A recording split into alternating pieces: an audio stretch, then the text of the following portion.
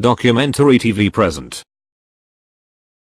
This program contains graphic material, including offensive language. Viewer discretion is advised. It was just about killing. No Miami gang is more violent. You might get your head blown for an ounce of coke. Or more brutal. There was a point where you could not bump into me without me hurling a blow. You couldn't look at me funny. They get pleasure in talking about how someone's mother watched their kid die, and how funny that is. They're proud of their Haitian heritage, but their cruelty has no limits. You torture your loved ones to try to make the parents talk. And if violence doesn't work, they'll call on the dark power of voodoo. A lot of people has been taken out through black magic. They call themselves Zopound, Haitian to the bone. We won't let nobody come in our hood and take over and think they're gonna run over us. Zopound man don't have you at, man. In the jungle, you gotta kill to eat.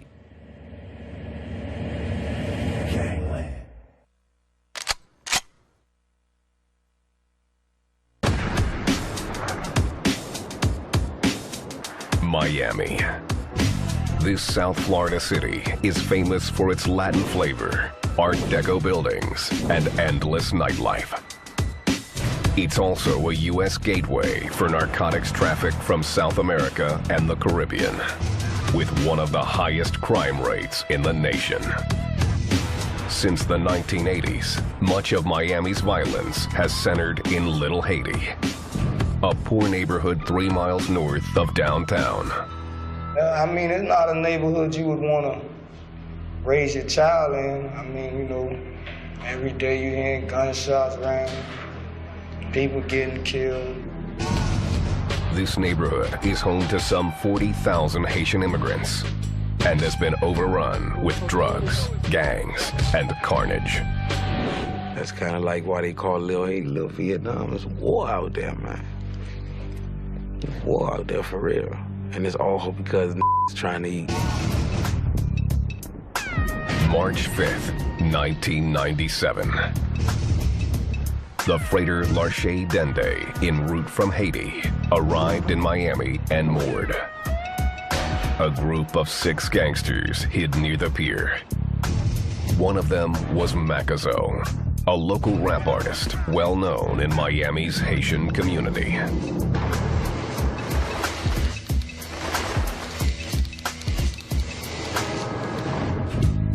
He was also known to be a leader of one of Miami's most feared gangs, Zopound. He's a little dude. He's about 5'8", but he's standing every bit of 6'7", 6'9". It's his heart. Ain't nobody messing with Mac. In the dark hours of the night, Macazo and 5 other members of Zopound ambushed the crew and forced them to the back of the freighter. They brutally beat and robbed the sailors. One man was pistol whipped into a bloody pulp. Robbing the ship's crew wasn't the gang's ultimate goal. Zopound's target was cargo they believed was hidden deep within the ship's hull. Better than robbing a bank. I ain't talking $2,000. We talking about units. If torture was necessary to get what we came to retrieve, we did what was ever necessary. Remember, we wasn't coming for, you know, a couple of $1,000s worth of coke. We was coming for a couple of million. Zopound is a secretive gang known for this type of piracy, home invasions, torture, and murder. When it don't stop till the casket drop, it's like we don't stop hustling till we die, man. It's something that like we believe in. This Zopound member, Blind, has been in a gang since 1987.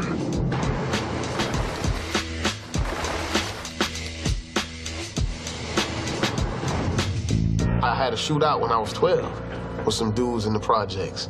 One dude took a radio from my homeboy Baby at the time, and we got in a shootout. I remember that the first time I ever seen somebody shoot at somebody. Y'all just gonna have me walking through the hood. Blind moved to Miami in 1978 with his parents. As a new immigrant, he struggled to fit into American culture. My parents didn't speak the language. The culture was totally different. It was like hard on me as a child, you know? Zopound gave Blind something he lacked: power. There's power in unity, you know?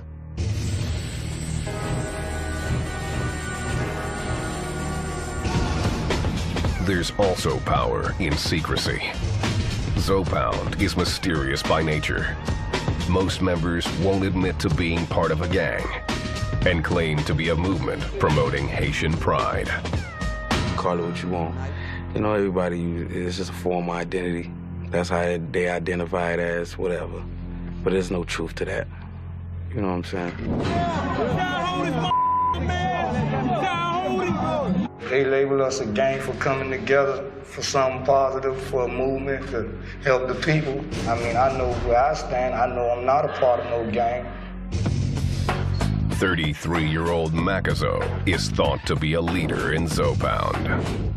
He says that's only partly true. And I won't say Zopound has no leader, because really all of us are leaders. We all are leaders in our own way. Macazo moved to Miami with his immigrant parents in 1976. Since he was 16, he's been in trouble with the law. Macazo has been charged with crimes ranging from drug possession to armed robbery and murder. Well, I mean, I had my brush in with the law, but, you know, I ain't no saint or nothing like that, but, you know, I'm just on another level. Local authorities say that the gang uses its code of secrecy to cover its illegal activities. If they feel like they've been investigated or looked at, they'll change their names. Not like you get in California, New York, where once you're part of this gang, you're in that gang for life. Their secret culture means even the gang members have conflicting stories about the meaning of Zopound's name. Kenny K, a Zopound member who grew up in Little Haiti, says it's about ethnic pride. The word Zo, you know, it was a slang in our hood for Haitians. Zo in Creole really mean bone. They were saying we had hard bones. You know, so we took that, being proud to be Haitian. Jean is one of Zopound's founders and gives a more explicit definition. And excuse my vernacular, but if you're called Zo, then you're called the Haitian big tough. You got Haitians with a pound of drugs, and that's how you got them. Zopound. Jean asked to have his identity concealed. The son of Haitian immigrants, he says he started Zopound in 1990. Unlike other members, he denies that it's anything other than a criminal organization. That was not no Haitian movement. It was a lick.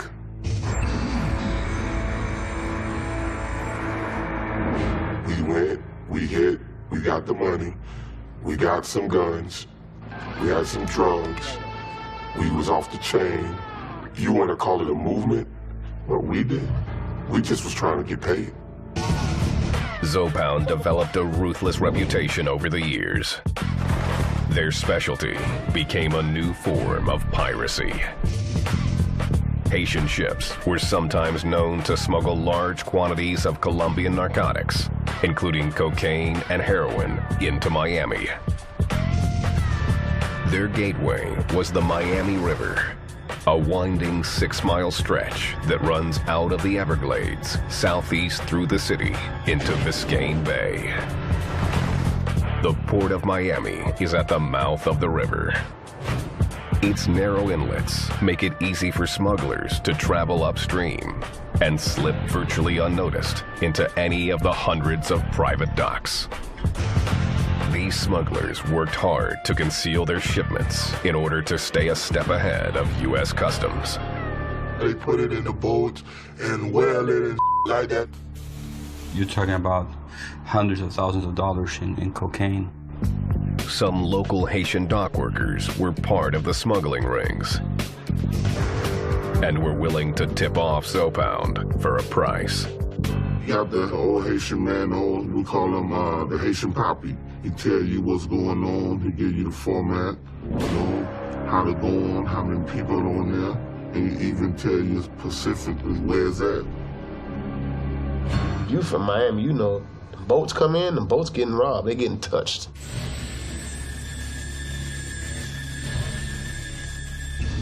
That was a normal occurrence, I mean, on the ports. The boats were easy marks, and the robberies were rarely reported. Who's going to call the police and say, well, I've been ripped off for, a ton of cocaine or 1,000 pounds of cocaine?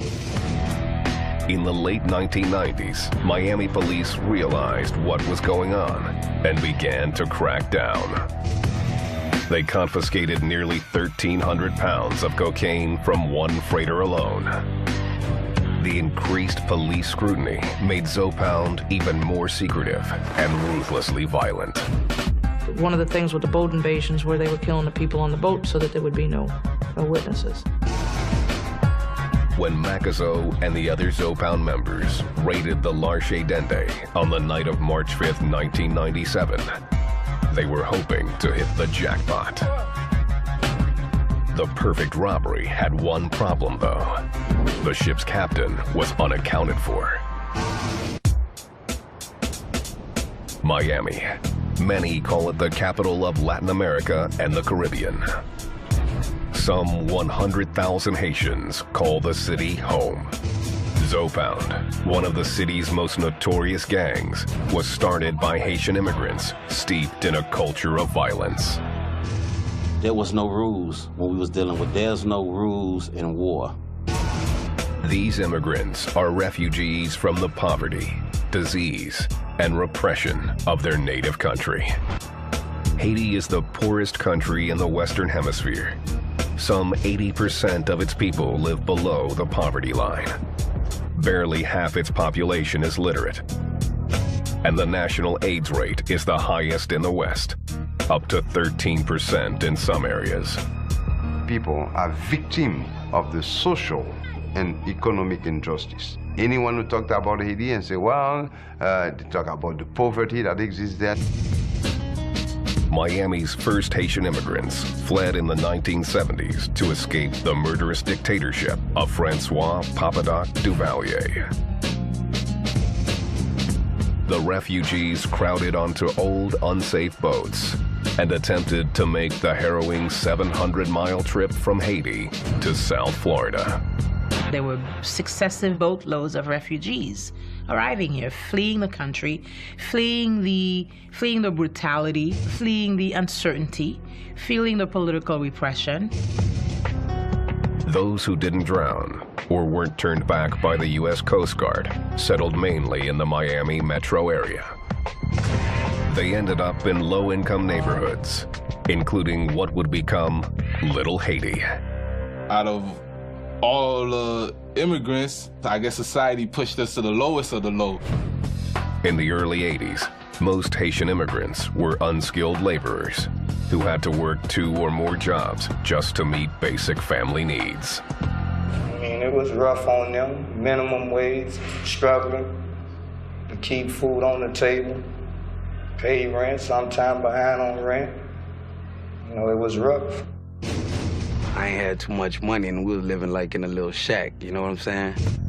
Red Eyes joined Zopound while in his early teens.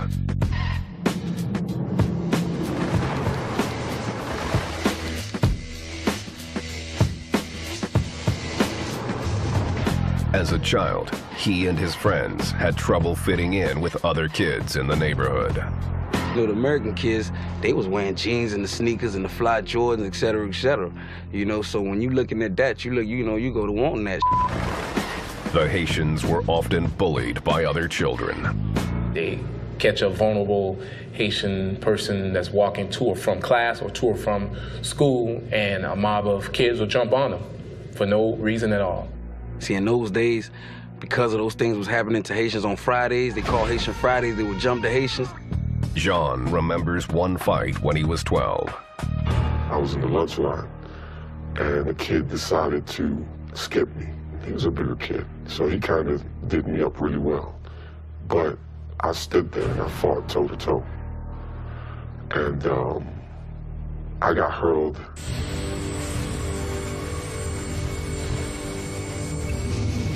I mean, I was called Haitian, stank, cat eater, everything under the sun. Jean and his friends realized they were tougher together than alone. In 1990, they formed Zopound. Zopound was created my 11th grade year because now you run the risk of you getting jumped. Those people put their minds together and formed a unit and said, we're not gonna go down like that. We ain't finna let these people take over us and make us no slaves. You know what I'm saying? Zopound was the most powerful of many Haitian gangs that formed in Miami, all loosely organized around their neighborhoods. They called themselves cliques. Their goals were simple. Most of them, it was to get respect. To get respect and to get power and to get money. Money brings power also, you know what I'm saying? And that's what we was about, getting money. Zopound figured out a surefire way to get that money, selling narcotics. I sold crack all my life, ever since I was 11 years old. While the other young boy was trying to, in the park, playing football or baseball, I was on the streets getting money. The gang started to hang out on Northeast 56th Street and 1st. They dubbed their headquarters the White House. We right here in Little Haiti, 56th and 1st, in front of the legendary White House where we used to hustle. Like I used to tell you, you know, hustle. Sell a little weed, sell a little everything we can get our hands on, you know what I'm saying? See, when you want to come find Zopound, come to the White House. You got any problem with Zopound? Come to the White House. Anything that went place in Little Haiti before it went down, they had to come to the White House. Plain and simple. Believe that. We was young, fresh, swagged out. You know, we had our donks.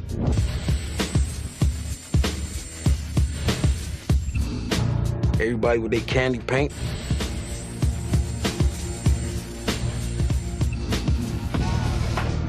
In Haiti, Francois Duvalier's dictatorship had ended with a violent overthrow.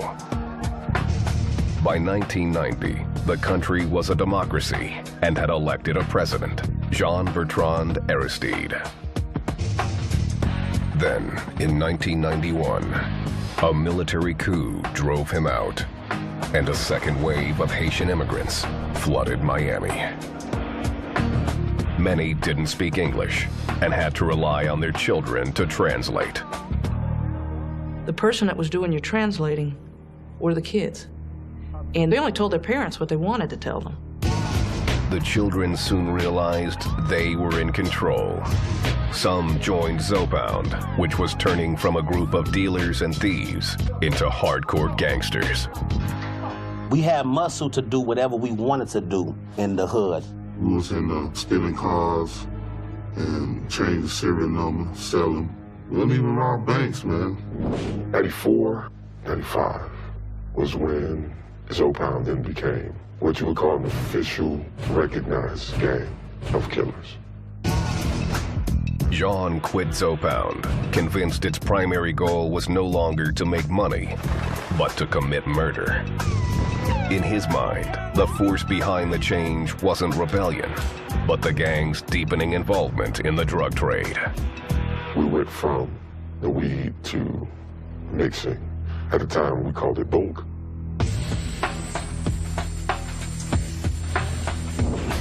By 1997, Zopound had a favored method of getting drugs: pirating boats that smuggled Colombian cocaine.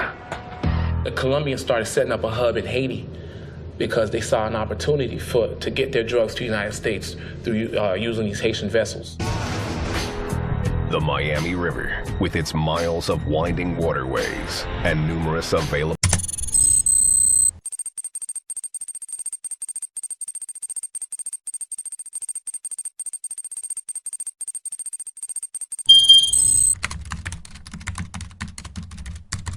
docks, was a natural setting for the smugglers. It was easy. Come in, offload, and everybody's happy. It also offered easy pickings for Zopound. Crew members that fought the pirates were beaten, tortured, and sometimes killed. Oh, people lost ears and fingers and certain body parts, you know, to pertain the answers to what we needed to know. Zopound established a fierce reputation on the streets, even among the hardest gangsters. I have not found a group that's not afraid of them. There are Latin groups I tease with, why don't you set up shop back here? And they'll look at me and are you nuts? Those Haitians will kill you. One Haitian gang, the Street Action Posse, or SAP, tried to challenge Zopound and paid a heavy price. Yeah, a little bird flew over to us and told us that they was gearing up to come kill us. And they came and got what they asked for. February 8th, 1996. SAP triggered its attack on Zopound. They planned a hit on the Zopounds, an ambush. For some reason, the Zopound had gotten wind of this. Someone had tipped them off. And they laid an ambush waiting for the SAP boys to show up. They had nothing better to do but try to with some who was doing some real who was getting some real money, and they wanted part of it. When SAP rolled into Zopound's neighborhood at North 56th Street and Miami Place, a fierce gunfight erupted. They shot at some of my boys, whatever, and we retaliated, shot at them. 22-year-old Rovington Roll was one of the SAP gangsters involved. He jumped out of the car to get a better position and met a hail of Zopound bullets. The driver stayed as long as he could, and he pulled off while the dog was trying to go back in the car. You know, it was an ugly sight then, you know? He died with his gun right there. It hit him by over 130 times, and there were about 200 shells out there. It turned to corned beef hash, man. Breakfast. The SAP boys left Roll to die on the street. They just left him behind. No one stayed around to render him aid. Miami police got a tip that one of Zopound's leaders, Macazo, may have been the trigger man who fired the fatal shots.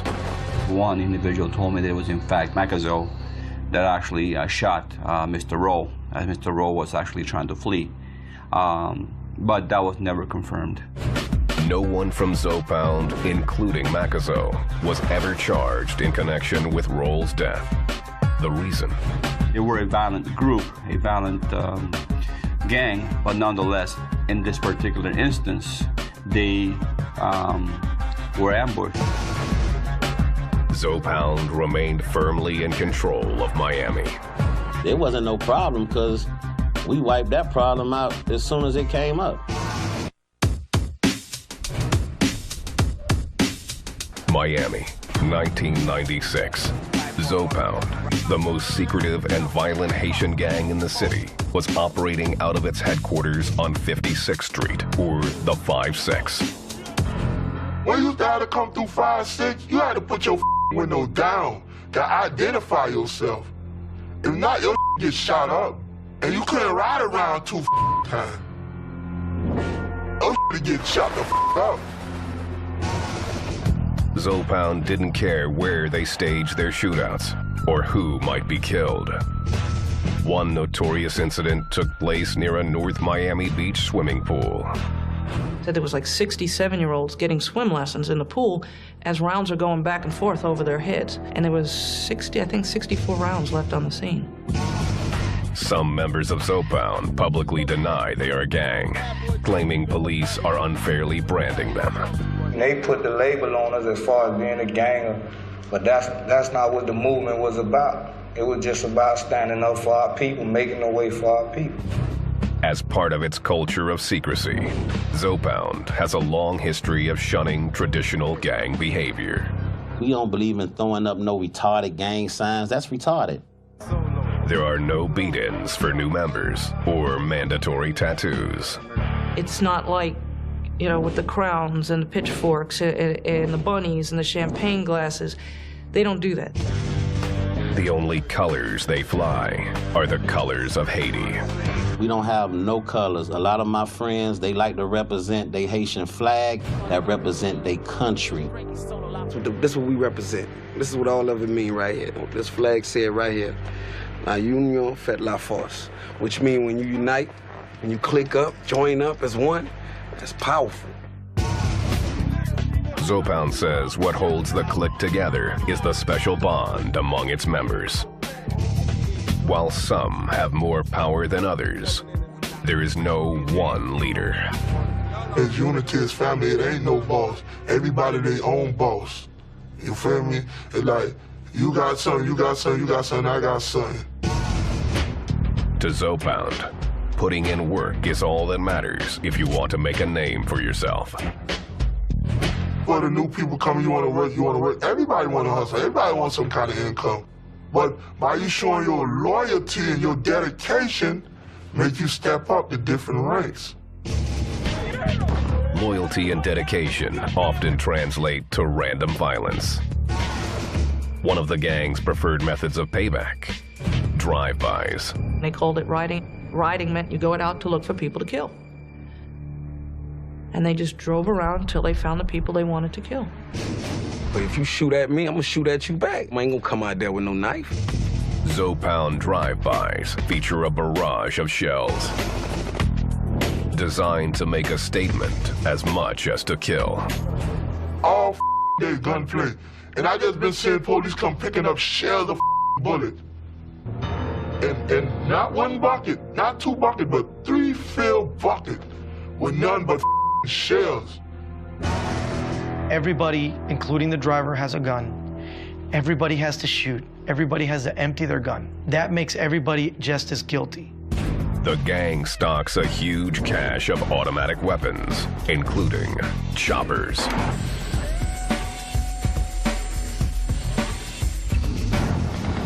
And they say the chopper, because whatever comes in the way, get chopped up. That gun is an epitome of power. It shoots a big round and does a lot of damage. That's a weapon of choice.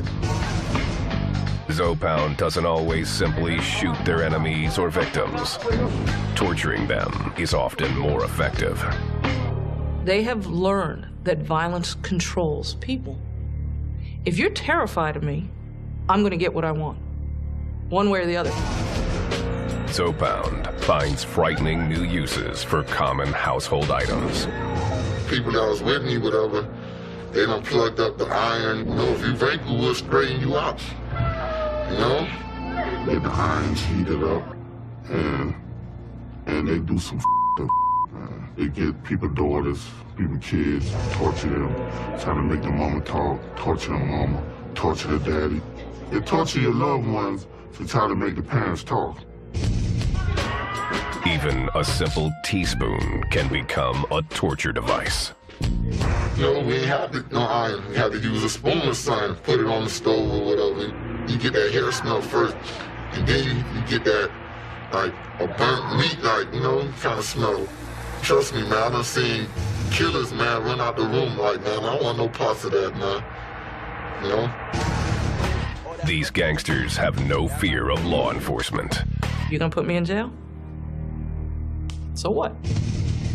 Even the threat of the death penalty means nothing. And their mentality is, if I kill you, what can the state do to me? They can kill me. So once I've killed you, if I kill 14 more people, what can the state do to me? They can only kill me one time. Zopound does fear one thing: the mysterious power of voodoo. Voodoo, which originated in Africa, is practiced widely by Haitians. Voodoo is a religion, and is a tradition, is a way of life, is a social life. The ways of voodoo often breed more violence. Yeah, they got people sell their soul to come up. 1 minute you see a mother broke, they sell their soul while they go to the witch doctor, to the voodoo lady, but they gotta bring a sacrifice, like bring a child or something and stuff like that. So you selling your soul and selling somebody else's soul for your soul. Many Zopound members believe it gives them protection during gang warfare. My friend was in the car and someone drove up on the car and shot the car like 10 times. And he showed me a little scratch and he said the bullet went through him, but the voodoo protected him. If you believe in something, and if you go and commit a murder and you didn't get caught, it worked, didn't it? In your mind. The gang's members often consult priestesses of voodoo before committing their crimes. They'll tell them, I'm gonna go kill somebody and I need the spirits to protect me and this is what I want. They'll sew them something together or they'll draw them something and they'll charge them $1,000, $2,000, $3,000 for these items. And here it is, this will protect you. Police have seen the power of voodoo work in their favor. We were interviewing a young man for a homicide, and he wouldn't confess, wouldn't talk to us. Mother came in. She was a practicing voodoo priestess. She came in with a big, giant red ruby ring, and they started rubbing it, and they said a prayer, and she said, they cannot touch you. Tell them what happened. And he went on to give us a full confession of the homicide. Needless to say, he's in jail. He's been found guilty, and it didn't work for him. In the end, Zopound respects the one thing they feel is more powerful than they are. I don't necessarily believe it, but he do.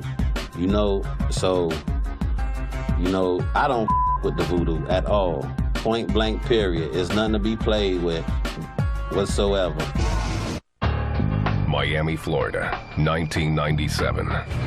Zopound, the city's most powerful and vicious Haitian gang, had developed a unique way of making money, robbing ships docked along the Miami River.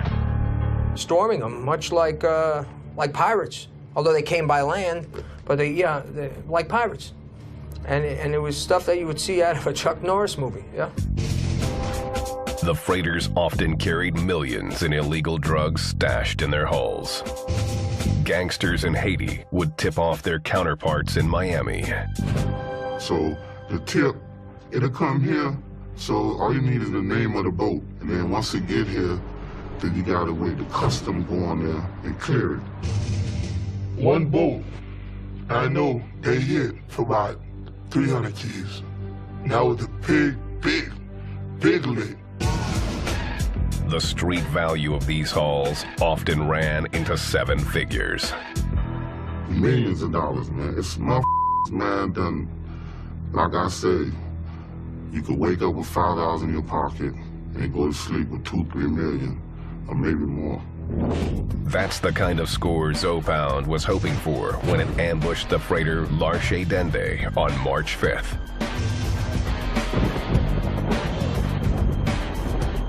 Six Zopound gangsters forced their way onto the ship. According to Kenny K, they were well prepared. A few of my friends politely invited themselves on the boat, and they had blowtorches. Before turning blowtorches on the ship's hull in search of hidden drugs, Zopound subdued the boat's crew, robbing and brutally beating them. In the chaos, the ship's captain jumped overboard. He swam to shore and quickly called the cops. The police came and a few of my guys got arrested, you know, had them on the news, you know, accused them of being pirates. The Miami police caught a big break that night. One of the men they arrested turned out to be one of Zopound's leaders, Makazo. He was caught as he was fleeing. He caught quite a few charges from what stemmed on that boat invasion. Makazo was charged with burglary, armed robbery, and use of a deadly weapon. But even with Makazo in jail, the terror on the docks continued. These guys were violent. They won't give anything out. The only thing that they would give you is a hot piece of steel from a gun. July 14th, 1997. Pirates attacked the transport ship Vanderpool Express at a Miami dock on Northwest 30th Avenue. Miami police found 4 crew members dead on the scene. A 5th man was found alive, blood gushing from his slashed throat. He died later at a hospital. Vanderpool Express was a very ugly homicide. Miami authorities immediately suspected Zopound, but there wasn't enough evidence to link the gang to the murders. There were also no witnesses. Zopound became even more brazen in its efforts to steal drugs. They started a spree of home invasions. We speculated the fact that the drugs came from the boats and it was dropped off to these stash houses, and then that's when the home invasion robberies were being done. The gang would get tipped to homes where drugs and cash were being stashed. A Haitian gang member in Haiti would get information that a person was coming to the States with money. They would contact their contact in the American Haitian gang, and they would set up a home invasion. They don't normally go into Joe Schmo's home. Most of their home invasions are not random. The targets are normally they've been staked out. This Zopound member remembers a long and uncomfortable stakeout. 48 hours straight in a car, pissing in, the little Gatorade gallon, whatever, pissing it up, man, just to get this money. Zopound's home invasions were swift, terrifying, and usually featured torture. They'd kick in the door, hold everybody hostage. There was people sleeping, wake them up, tie them up, cut off the phone lines, whatever, put them in separate rooms, and ask each of them, where's that? The gang's tips weren't always accurate, but they thrived on blood and violence and showed no mercy to their victims. They would go to this house and do this home invasion, torture these people, and sometimes I even committed a homicide, and the people in this home are totally innocent, had nothing to do with nothing. One innocent victim was a 45-year-old father named Fred Benoit. On December 22nd, 1998, Miami PD was called out to his home. In the middle of the night, they cut his phone lines, came to his home, forced their way in, and shot him. The man's teenage daughter had shielded her younger brothers in another room while the intruders ransacked the house. When police showed up, the men took off empty-handed. My information that I received on this victim, he was never involved in any illegal activity. He was just a hardworking man who provided for his family. Again, the cops suspected Zopound was behind the attack. I don't know nobody who did that to nobody. You know what I'm saying? The police kept running into another obstacle with their investigations. No one from the community was talking. The only time that these get reported is if somebody gets hit, or if a neighbor happens to call. And in some of the neighborhoods, the neighbors don't call. By 1999, Miami police were frustrated by Zopound and called in the FBI to help set up a series of sting operations. We started setting up home invasion robbery scenarios, actually going out there and setting up houses with, kilos and money. The traps worked, but one big fish got away. Just 1 month after his arrest for the attack on the Larche Dende, Macazo was set free from jail when a judge threw out his case. The Zopound leader was back on the streets. Well, lawyers do what they supposed to do. They beat the case, and and the DEA been hot ever since then. Miami, 2001. After years of senseless killings and home invasions, an FBI-led task force set elaborate traps for Zopound and began putting away some of the city's most violent gangsters. The sting operation involved federal, state, and local authorities and was dubbed Operation Riverwalk. The goal, to end the violent crimes attributed to Zopound. They literally closed down the Miami River for drugs. Close it down. The authorities say that Zopound is keeping a lower profile for now. I don't believe personally that the Zopan continues to involve in any kind of activity, at least not to make themselves notorious. Some members, like Blind and Red Eyes, remember the gang's most brazen era. Any given time in Little Haiti, man, you can find somebody dead on the corner. Sometimes you can find cars with multitudes of people in it dead, you know, but that's what took place in the hood. Used to be out here, like you can imagine, all that from down there all the way around this corner. All the candy painted Chevys all across the street, all over here, everywhere. We was the police out here. We was the law. Today, Miami police make their presence known in troubled areas like Little Haiti. We go into the worst gang neighborhood that we know, and we just walk the neighborhoods. Drugs and guns are still very much a part of the Miami scene. We're down here in Little Haiti off of 5-8 and Northeast 2nd Court. The city had received some information that this was a drug house and that they had AK-47s.